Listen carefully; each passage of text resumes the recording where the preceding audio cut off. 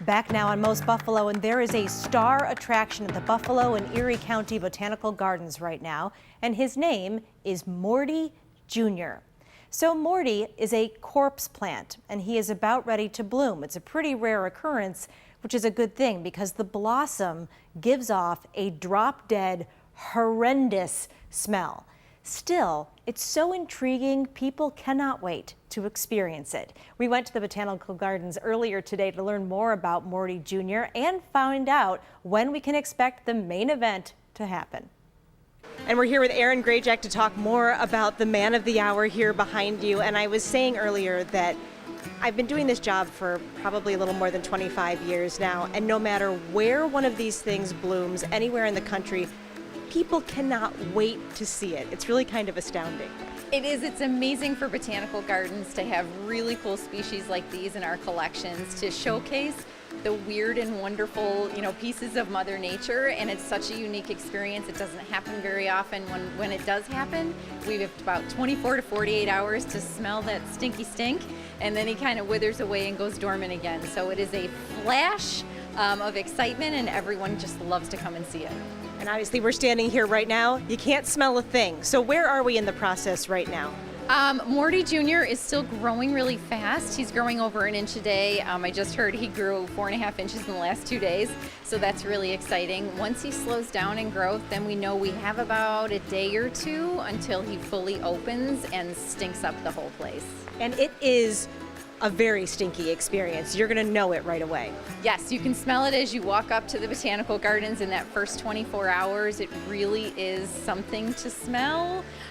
It's really gross. I like to say it's like following a garbage truck in August with 0 wind, 100% humidity. It's really bad. This is sort of an oddity for us. It's something that's interesting to see. It's sort of weird. But where does this fit into the grand scheme of things? Like, where are they native to? And how does what they do play into the overall ecosystem? Yes, they are native to Sumatra, so they are deep into the jungles and not something that we would normally be able to see.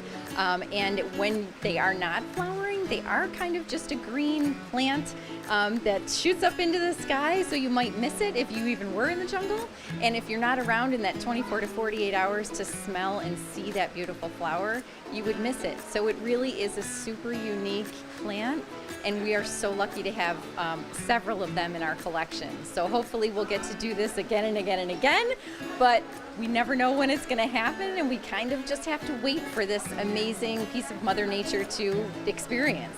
And why does it do what it does? It does this to reproduce. So it opens up its flower, and actually flies pollinate it.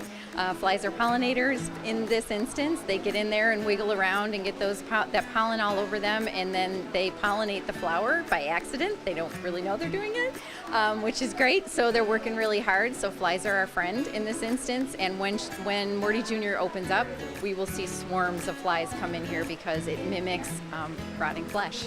We're certainly going to be watching it, but where can people kind of keep track if they do want to come out and brave meeting Morty Junior in person? Well, our corpse flowers have their own Twitter account. It's Morty Stinks, so make sure to follow him on Twitter, and all of our social media handles are Buffalo Botanical Gardens. Follow us on social, check our website, get your tickets early. As soon as you hear that it's open and stinky, get your tickets online so you're guaranteed to see him. Well, I love to see it in person, and it's very cool to learn more about it. Aaron, thanks again. You're welcome. Thanks for coming.